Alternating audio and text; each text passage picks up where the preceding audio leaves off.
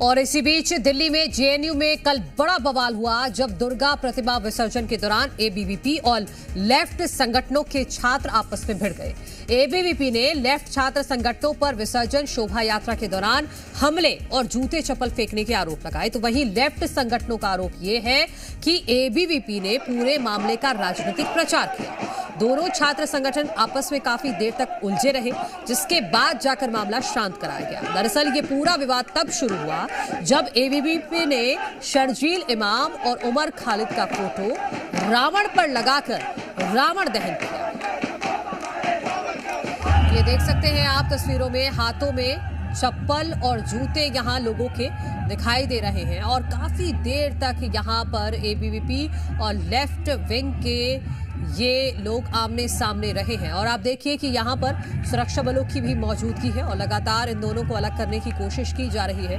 उसके बावजूद भी यहाँ पर हाथों में जूते चप्पल लेकर ये एक दूसरे के खिलाफ इसी तरह से नारेबाजी करते रहे और काफी देर तक ये हंगामा यहाँ पर जेएनयू कैंपस में होता रहा। और कोई पहली बार नहीं है, जेएनयू में कैंपस में आए दिन इस तरह की बवाल की तस्वीरें सामने आती हैं और एक बार फिर से एबीवीपी और लेफ्ट विंग के ये छात्र आपस में ही यहां भिड़ते हुए नजर आए हैं, जिससे जुड़ी दो तस्वीरें जी मध्य प्रदेश छत्तीसगढ़ आपको दिखा रहा है।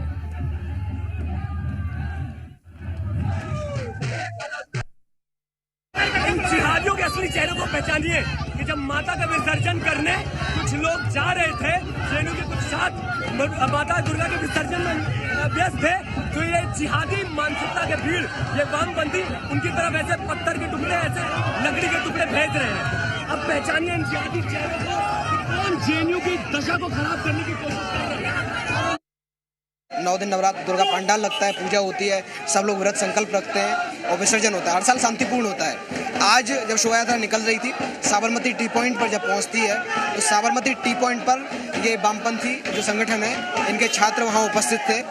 30-40 की संख्या में ये लोग रहे होंगे। इन्होंने वहाँ नारेबाजी की विरोध में, माँ दुर्गा के विरोध में, सनातन के विरोध में नारेबाजी की। उसके बाद इन्होंने जूते चप्पल दिखाए, उन्होंने इनके हाथ में जो लकड़ी की स्टिक्स थी, जूते चप्पल थी, उन्होंने फेंके शोभा यात्रा पर।